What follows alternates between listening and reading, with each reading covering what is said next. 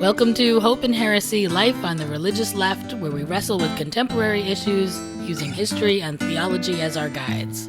Our task is to reclaim religion for everyday people who want to live meaningfully without letting arbitrary doctrine or oppressive religious practice prevent us from asking big questions about our complicated world. I'm Reverend Sarah Lindsay. And I'm Reverend Peggy Clark, and we're Unitarian Universalist ministers broadcasting from Community Church of New York, here in New York City.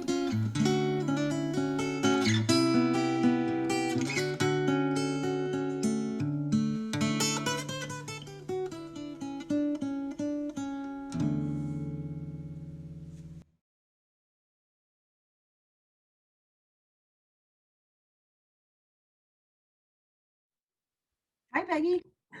Hi, Sarah. It's good to see you this morning. You too. You too, this cold, cold morning in New York. So here we are again, and we talked last week a little bit towards the end about process theology. Remember we mentioned this, and this sort of idea of what it means to think about God as like creator or creation, or sort of like a process of becoming, right? And so we're gonna pull on that thread a little bit. And I preach about this not infrequently. It's one of my favorite things to talk about, actually, this idea of sort of like becoming, or humans as participants in creation, right? And one of the things I was thinking about was this poem by W.H. Auden. It's titled The Shield of Achilles, and I read it sometimes to my people. And essentially, it's a poem in which Achilles' mom is sort of standing behind Hephaestus, watching him make a shield for the hero Achilles. And she's looking for things like, she looked over his shoulder for vines and olive trees, marble, well-governed cities, and ships upon untamed seas. But instead, Hephaestus is putting like the reality of human sort of existence and history, right? And so it goes on in that first stanza, and I will not recite the whole poem to you, but in that first stanza, it goes on, but there on the shining metal, his hands had put instead an artificial wilderness and a sky like lead. And so it kind of, this poem like sort of speaks to all the different things, good and bad, that humans create in and amongst each other, right? The ways that we are, I don't know, the ways that we are creators, but in ways that sometimes go awry, right? And I always think about this poem when I think about what it means to participate in making the world. And so I've been thinking about this question of like divine as forge or forger, right? Divine as process. And that's what we're going to talk about today. We're just going to like see what we come up with and what we think about this, because it's a big topic.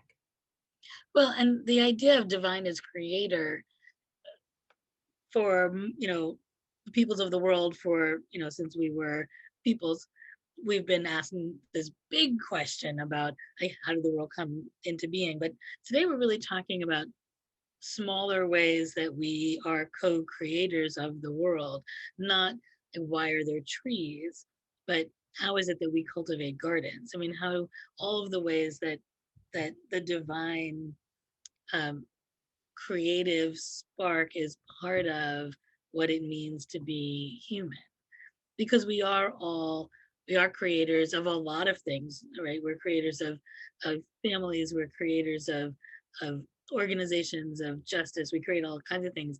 This morning I've been thinking a lot about how we create art, right? There was nothing and now there is something, and that's all part of this divine creative spirit that is part of who we are. Well, and that's, I should say, you and I are sort of working off the same base assumption, right? Which is that the act of creation is a holy act, right? And that humans have this innate impulse to participate in creation, right? And that sort of by definition then, right? There's some law of like logic, I'm sure, that I don't know the name of, but that then by definition, like we are sort of divine in our creating, right? That act of creation, however small it is, whether it's like cooking a meal or making a blanket or whatever, that act of creation, that impulse to make things be, is itself like a divine and holy impulse. And that's pretty much a base assumption we're operating from, actually. And I think you can come from that base assumption whether or not you believe in and as you said, we're not going to dwell here, but whether or not you believe in like a God that was like, boom, and made the earth, right? You can still believe that that sort of extra human impulse to um, participate in the longevity of existence, right? And to participate in the creation of being, that that is in of itself like a holy thing, right? Well, and it is instinctive. Like, even if you don't believe it's divine, it is so fully and wholly human. And since I believe that to be human is to participate in the mystery of divinity, there's really kind of no separating these things out. But yeah, I'm glad that you pointed that out, that we are assuming this as holy. And I would even say as sacred work. I mean, even the act of creating a meal for a family, or making a blanket for a friend, like that is both holy and sacred work. And it is our work. It's what we do. Going It, back to other things, it's what we're called into. it does raise some interesting questions, right? Because I don't know about you, but like I move through my life and I do not think about making endless meals during the pandemic as holy, and I do not think about like doing the laundry. Like there's sort of like the things that we do that are actually acts of creation or sort of the perpetuation of being because they're caretaking acts. They become so sort of monotonous and rote that like they sort of lose, I think, very easily for us, lose their sense of sort of wonder or holiness, right? Like I remember being when I was like first learning to cook and it was like everything was magical and an adventure. And now I'm like, sweet God, someone buy me takeout, right? Like there's something that does not, they lose the wonder. And so there's also a part of this conversation, I think, will be thinking a little bit about how do we recapture our own identity as creators, right? And I think if you're someone who is an artist and regularly sort of thoughtfully participates in intentional, sort of beyond the necessary creation, that maybe that's easier. Like maybe you sort of have that built for you, right? But for those of us who no longer do the art we used to, like me, there's, you sort of lose that um the identification, right, of yourself as being a creator, and yet we all are. Well, there's something powerful about being able to say, I am an artist. I find many artists don't want to claim that. And almost as if to be an artist means that you're making a lot of money on it, or have found some kind of fame doing it, or that it has somehow been acclaimed. Right? My husband is a musician and writes music, has written 6 CDs. It took and has supported our family making music for ever, right? For nearly as long as we've been together. And yet it took a long time for him to start saying things like that he's a musician, like professionally, that he's an artist, that and he's a songwriter. He actually used the artist way, right? He went through that process, and now he's been through it a few times. But it was through that process of doing it with other people where he was like, I actually can claim this. But we all, I mean, I do it too, right? I would say I'm not an artist. And yet, I write every week. I write and I preach every week. I I create theology. I create meaning. I create all kinds of things, but would never consider myself an artist, like that claim, which may have something to do with our sense of this is holy work, and I don't belong in it, right? So it's a denial of our own divinity. It's part of a denial of our own claim. Well, and power, right? There's something about the minute the notion, right, to sort of walk around and be like, I am a creator. Feels, I giggle when I say it because it feels like, what am I claiming? Like, what am I claiming there if I'm like, I am a creator of things, right? And yet I think that that is sort of exactly what we all are. I think, there's an interesting question here too for me about like sort of art, what is creation, and the sort of transience or permanence of these things, right? So we were talking a little bit about, this, you mentioned before that part of you've been thinking about lately is how artists sort of make art and what that creative kind of process is like. And I think that we do tend to, in our Western monotheistic American culture, we think of art as like a thing that is like made to perfection and lasts forever and is like to be revered for all time, right? And like I think we were talking about a little bit about Michelangelo, right? And I think about um, you know, if you've ever been to Florence and into that museum, the Academy, you sort of walk down this hall of the partially finished slaves, right, that he was carving, and he had this, and you can sort of see his notion of creation at work, which was this idea that like he looks at the block and like in the block is a thing waiting to be liberated, right? Like in that giant mass of marble, there's something that he sees, not because in his mind, right? Not because he's putting it there, but because it is there already, waiting for the artist to bring it forth. And then we like take these things and we make them, you know, golden calves in a way, and we put them in a museum and we're like, you cannot touch them. These are, you know. And so this question of what does it mean to have art that lives? What does it mean to have art that cannot be changed or touched or um it's an interesting question. Yeah. Well, and we juxtapose that to the mandalas, right, where it takes an enormous amount of time to create a whole team of people, and they're spectacular. And then the part of the art of creating it is the act of destroying it. And right, so unlike, I mean, you know, the Mona Lisa, which I've seen a good number of times at the Louvre, is like behind glass, and you know, like there are all kinds of rules about seeing it, and it's a thing.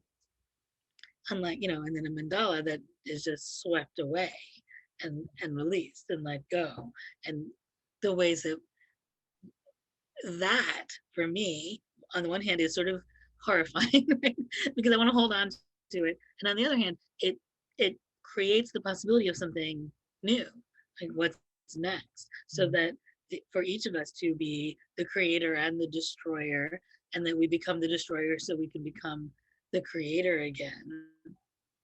Yeah. So just for anyone who doesn't know, right, mandalas are these sand images essentially, right? They're very sort of very geometric usually, and there's a lot of layers of meaning about sort of time and the way that the universe works and unfolds and the cycles of being. And it's I'm not sure that it's limited to Tibetan Buddhist monks, but it's that's I mean, when I in my experience, that's what I've seen create them. Maybe we can link a video in our show notes. But then so after however long it takes of creating these sometimes small and sometimes huge, like intricate sand drawings, as Peggy said, they like literally just when it's done and all the sort of prayers are finished, you just sweep them up and they're gone forever, right? That's it. That's the end. Maybe you've taken a photo, but that's the end. Um, and that question of where is the holiness in the act? So in the mandala, the holiness is both in the creation and the destruction. For Michelangelo, the holiness was in the uncovering, right? The liberating of the truth of the thing. I don't know for like the Mona Lisa, who knows, right? But there's sort of an interesting where we take meaning out of a piece of art. Um, because we often talk, I mean, I don't know about you, so I had art history a lot in my academic world, and one of the things we talk about is the difference between the intention of a piece's creation and the life that it lives after it's been created, right? um and so if we're talking about the sort of the holiness and the divinity of a thing or of the act, right, there's something about the act of creation that's holy, and then there's something about what happens to it afterwards as it interacts with others, right? Because once I start looking at Michelangelo's sculptures, I'm then co-creating something new past what he saw and envisioned. This is why like just everything we do is creation. Everything a human does. Right, because it does it, everything, every act changes. Whatever it is we've created changes because we have interacted with it. Right. And there is something also about like where is the holy, and part of that is in the gift itself, right? Whether we're talking about a fabulous sculpture or we're talking about a meal for our families, right? It's that there's a generosity, there's an impulse to being um, to sharing and to creating and for compassion, but I think is also part of this whole process of being the creator. Okay, that's really interesting. I had not thought about this. That piece about generosity has literally never occurred to me. So now I'm like very intrigued. Um, it makes me think, okay, so go with me for a second. I'm gonna like take us on a journey. It makes me think about and I want to say maybe it's like Brene Brown and the question of sort of open-hearted living, which is to say, if the sort of the gift of creation is in, or if a piece of the holiness of creation is in the then putting the creation out into the world, whether that's temporary or in some permanent way, um, the part of what we're talking about is a sort of openness, right? A sort of like, I create not for my own sake. I create for sort of delivery unto the world, as it were.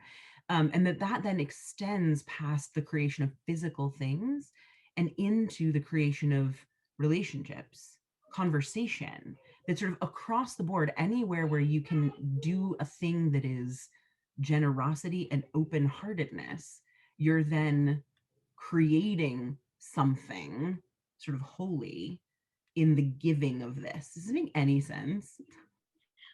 Oh, completely. And that, and I'm trying to like get my brain into this, but that the that the act of creating is holy, and what it is you've created is holy. The act of receiving it is also holy. That these are Yeah. all ways that we are participating in the divine mystery. Yeah.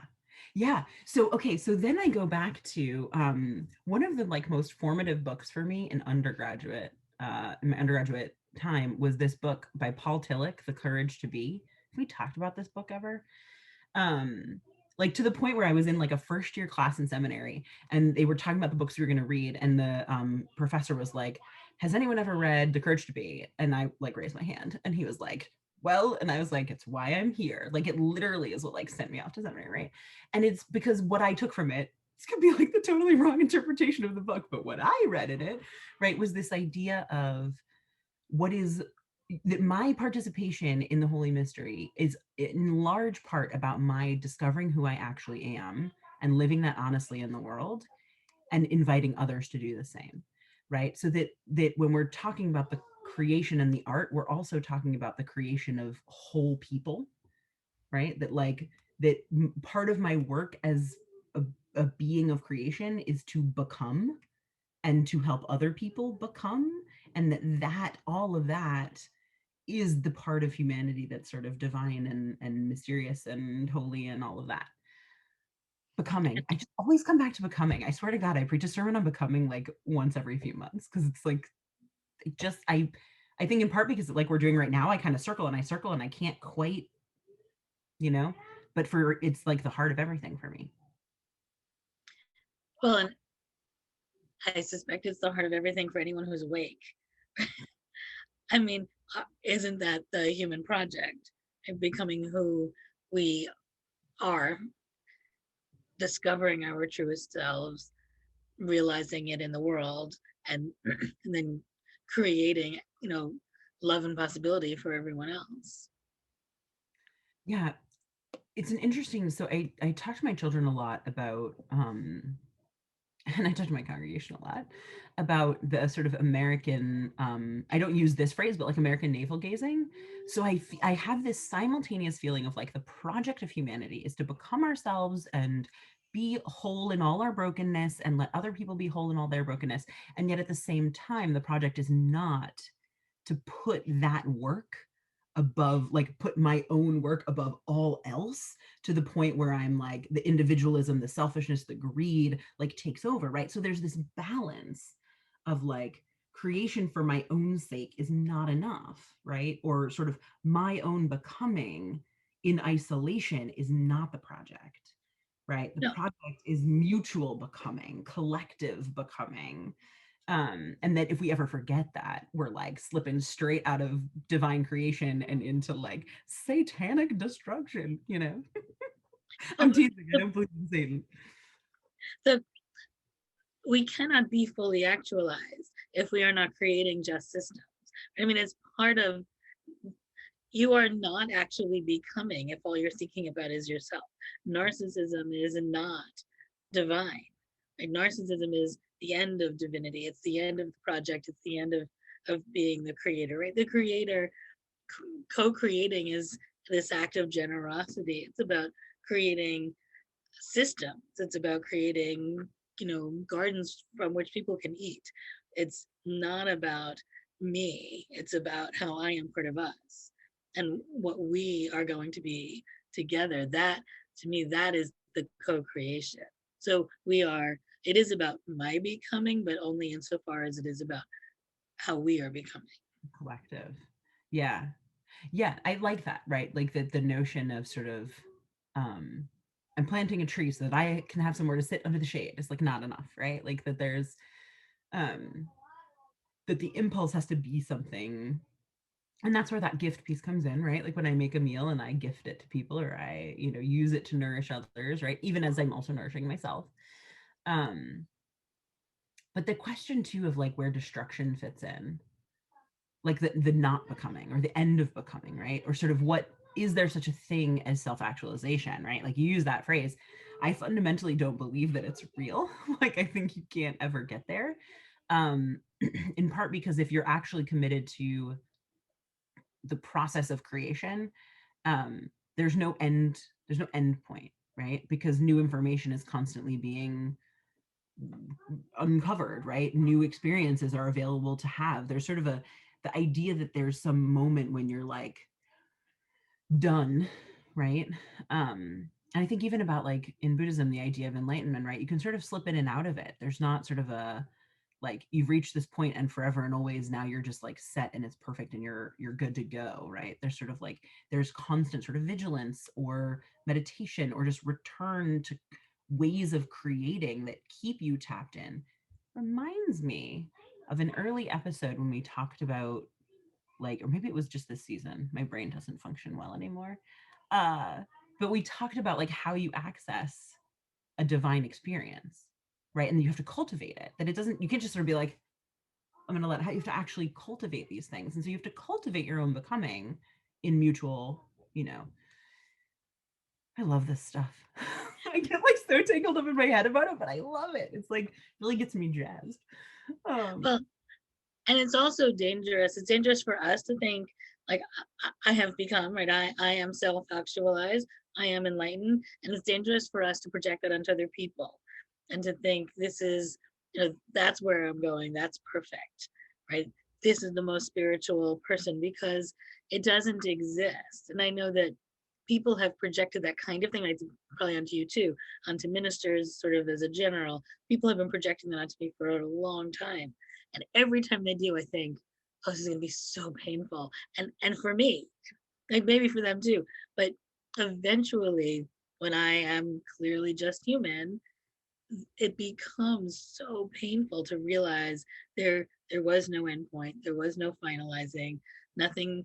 I didn't land. I wasn't enlightened. I'm not any different from anybody else. I spend a lot of time thinking about, big questions, and that's about it. There is this sort of golden calf idea of like find find the one, find the icon, and land Well, on that, and right, and just and to want to know that someone is done. so what's interesting is that exists in part because our vision of God has been as done, complete, perfect, all powerful, all knowing, all loving, all the things, all the things, right? And we then sort of we try to find that in the world. What would happen if instead of trying to find in the world some vision of perfect holy godliness, we looked at God as being an imperfect, in process participant in creation, right? And I come back to that poem because at the end of that poem, the lines are the thin-lipped armorer Hephaestus hobbled away, right? That's like part of the last stanza.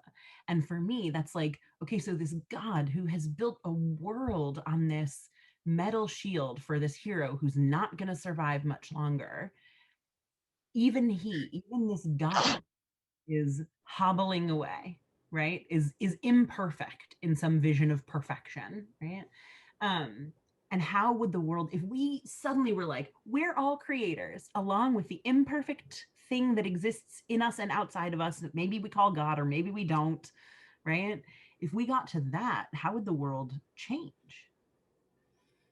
And this is the process theology we were talking about last time, right? The God not yet, and this idea, this desire for a God perfect, right? For the all knowing, what I call the sugar daddy in the sky, that there is that want, we desire that, but can we live in the uncertainty, in the imperfection of a God not yet, which is also about our own not yet. Yes, right.